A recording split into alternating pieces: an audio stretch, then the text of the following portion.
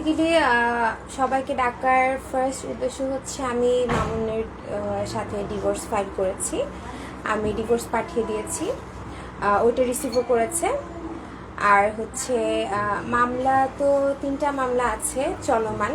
একটা হচ্ছে নারী ও শিশু নির্যাতন, আরেকটা হচ্ছে যৌতুক, আরেকটা হচ্ছে আত্মহত্যার চেষ্টা, যেগুলো চলমান। এক মামলাতে উনি হচ্ছে দীর্ঘ 24 দিন জেলেও ছিলেন, সো উনি জামিনে বের হয়েছেন। আজকে আরেক মামলার ওনার ডেট ছিল, উনি আত্মসমর্পণ করে ওখানে উনি আজকে জামিন পেয়েছেন। সো এই জন্যই বেসিক্যালি আপনারা যেহেতু শুরু থেকে আমাকে অনেক সাপোর্ট দিয়েছেন, সবাই আমার সাথে ছিলেন, আমার বন্ধু বান্ধব, সাংবাদিক ভাইয়েরা সবাই আমাকে অনেক সাপোর্ট দিয়েছেন, এই জন্য আমি অনেক গ্রেটফুল সবার প্রতি। তো আমি ওনাদের কিছু কথার অ্যান্সার দিতেও চাই।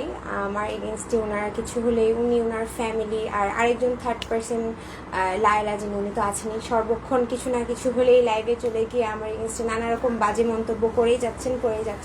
তো সব কিছুর জন্য আমি ভাবলাম যে আমারও কিছু বলা উচিত। আমি আসলে এই নাটকীয়ভাবে কিছু হলেই ক্যামেরার সামনে এসে ওই নাটকগুলো আসলে আমি করতে পারি না। সো আমি আসলে আজকে আমাকে সবাই আমার বন্ধু বান্ধব বলতেছিল যে আমার কিছু একটা বলা উচিত, আর হয়তোবা এরপরে আমি হয়তোবা ভিডিওতে নাও আসতে পারি, বিকজ আমার আসলে পছন্দ না সব কিছু নিয়ে, পার্সোনাল লাইফ নিয়ে এত কথা বলা। এই কন্ট্রোভার্সির মধ্যে আমার পড়ারও কোনো ইচ্ছা ছিল না, সো আমি আসলে না পেরেই আসা। তো মামুন, প্রিন্স মামুন, যিনি এখন আমার প্রাক্তন স্বামী, সো উনি আমাকে নিয়ে খুবই বাজে কথা বলছেন মাঝে মধ্যে, মানে ভালোর মধ্যেও অ্যাড করে কিছু বাজে কথা ওনার না বললেই কেন বলছেন আমি জানি না। এত কিছুর পরেও উনি বারবার বলছেন মিথ্যে মামলা, যেখানে লাইভে অন ক্যামেরা পুরো বাংলাদেশ দেখেছে আমাকে কিভাবে মেরেছে, ওখানে উনি বারবার মিথ্যে মামলা। উনি রীতিমতো আইনকে অবমাননা করে বলতেছেন যে মিথ্যে মামলা। আপনারা সবাই দেখেছেন যে আমার উপর কি পরিমাণ হামলা উনি করেছে। আপনারা যেদিন এসেছেন ওই দিনও আমার উপর অ্যাটাক করেছে, বাসায় অ্যাটাক করেছে, আমাকে অনেকবার সে মেরেছে। সো এরপরে উনি বারবার বলতেছে উনি মিথ্যা মামলায় ফেসেছেন, হ্যান তেন। আমি জানি না এইসব অপ্রাসঙ্গিক কথা উনি কিভাবে বলেন, আর আপনারাও কিভাবে শুনে মানে কেন উনার এগেনস্টে কিছু বলেন না আমি আসলে জানি না। সো এটা প্রথম কথা।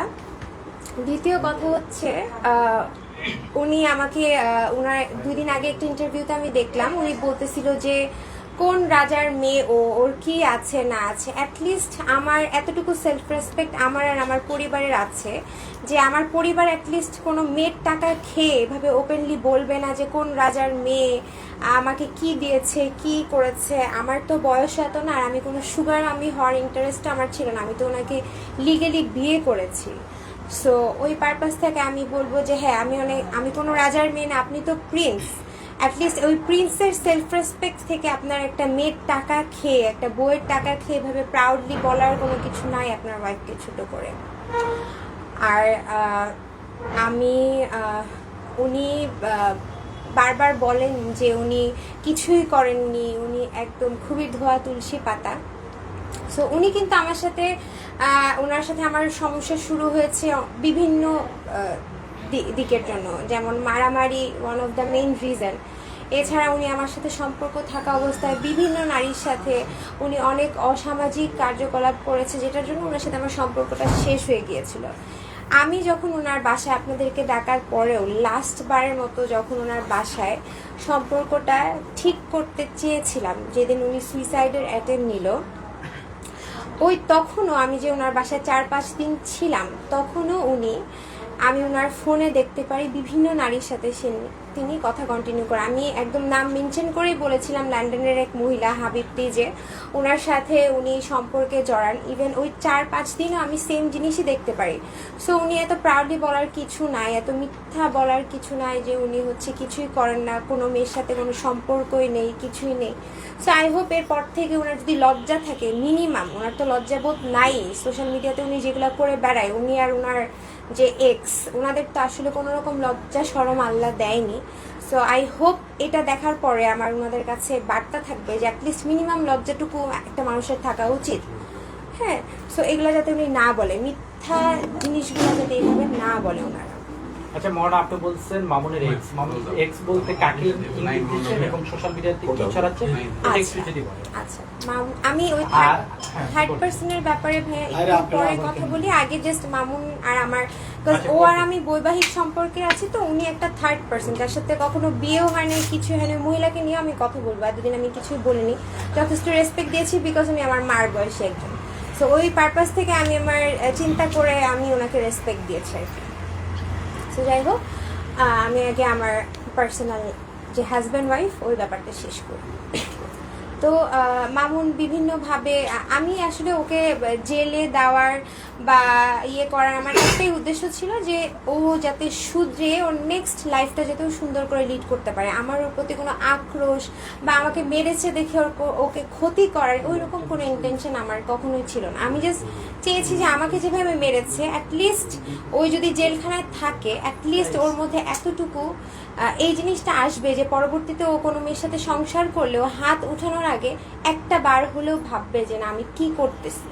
আচ্ছা, সো এখন একটু মামুনের মার কথায় আসি। আমি কিন্তু ওনাকে নিয়েও খুব একটা, আমার মনে হয় না কোনো বাজে কথা বাজে ওয়ার্ড আপনাদের সামনে ইউজ করেছি। উনি যেভাবে মামুনকে ধরে নেওয়ার পর থেকে আমাকে নিয়ে বলতেছে আমি কাবিন ব্যবসা করি, বিয়ে ব্যবসা করি, হ্যান ত্যান, এগুলা বলার আগে না আমি বলবো যে প্রমাণ সহ বলতে, যে কেউ যে কোনো নামে যে কোনো কিছু বলতে পারে, বাট একটা মানুষ যখন বলবে একটা কিছু, আমার দিক থেকে আমার রাইটস আছে যে আমি ওনার এগেনস্টে মানে মানহানি মামলা করতে পারবো।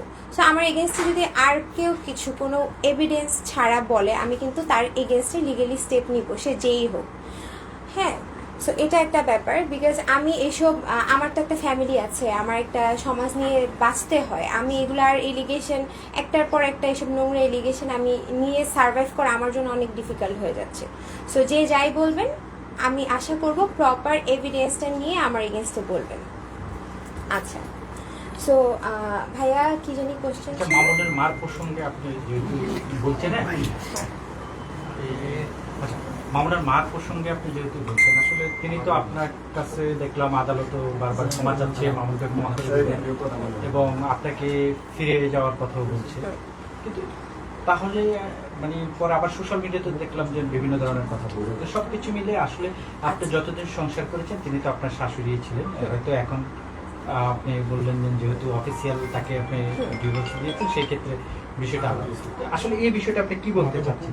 আচ্ছা, সো উনি আমার ক্যামেরার সামনে এসে ওনাকে খুব বাজে স্ল্যাং ইউজ করে গালিগালাজ করে, আমি কিন্তু কখনো ওনাকে গালি দিয়ে কথা বলিনি। আমি জাস্ট বলেছি যে ওনার মধ্যে অনেক লোভ কাজ করে, which is very true. I suffer, আরও বলবো, এটা যদি আমার 1000 বার বলতাম আমি 1000 বার বলবো।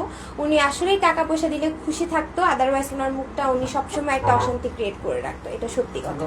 উনি আমাকে নিয়ে অনেক বাজে কথা বলেছে, আমি নাকি কাবিন ব্যবসা করেছি, আজকে এই জামাই কালকে ওই জামাই। ওনাকে একটু দেখাইতে বলবেন যে আমি কোন জামাই বা কার কাছ থেকে কত টাকা এনেছি, ওনার একটা এভিডেন্স সহ ওনাকে ওনার কাছে আমি প্রশ্ন রাখলাম, ওনার এটা দেখাতে হবে, আদারওয়াইজ আমি এটার এগেনস্টে স্টেপ নিতে বাধ্য হব। হ্যাঁ, আচ্ছা,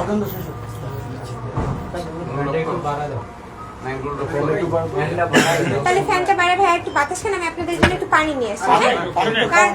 পানি তো খাওয়াই নেই।